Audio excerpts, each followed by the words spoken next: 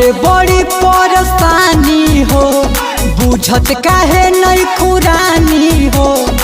अच्छा तो हम का करें? बाटे बड़ी परेशानी हो, बुझत काहे नहीं खुरानी हो।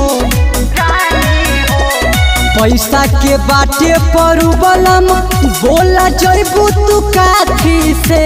हम नहीं की जाना। पैसा के बाटे प्रॉब्लम बोला जइबू तू काठी से। सुनी ना, ए सैया मांगल ना हो, ए राजा मांगल ना रुपया मंझली चाची से। मेला घुमा दो अपाची से ना।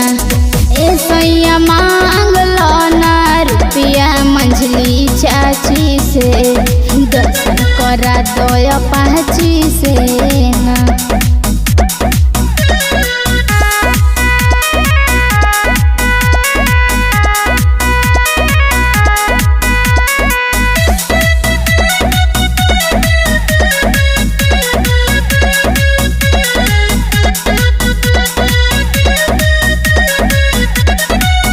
गाँव ही मंदिलावा पर ढारले तू जलावा।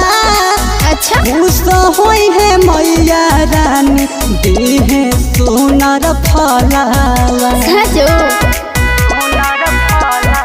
जब से गवना कर के लिए हो, कौनो धाम नहीं हमके घुमैल हो। जातानी रुपया कमा के धनी लाई बराची से। ठीक है बा। जातानी रुपया कमा के धनी लाई बराची से। सुनी ना, ए सैया मांगल ना हो, ए राजा मांगल ना रुपया मंझली चाची से। मेला घुमा दो अपाची से ना। ए सैया मांगल ना रुपया मंझली चाची से। दर्शन करा दो अपाची से ना।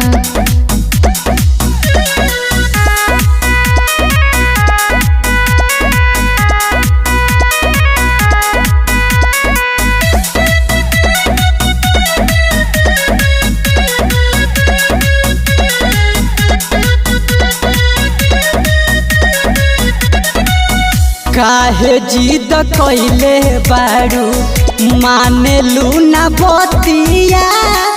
कर जा दे के हंसे लागी, काल हुए गाँव गोतिया। गोतिया से मतलब नहीं थे। ए हो गया कली ते सजनवा हो, बिना दर्शन के मानी न मनवा हो। चकराल हम विमलेश प्रियांशु और अरविंद संघाती से। चकराल हम विमलेश प्रियांशु और अरविंद संघाती से। ठीक है बा। ए सैया मांगल ना हो, ए राजा मांगल ना रुपया मंझली चाची से। मेला घुमा दो अपाची से ना। ए राजा मांगल ना रुपया मंझली चाची से।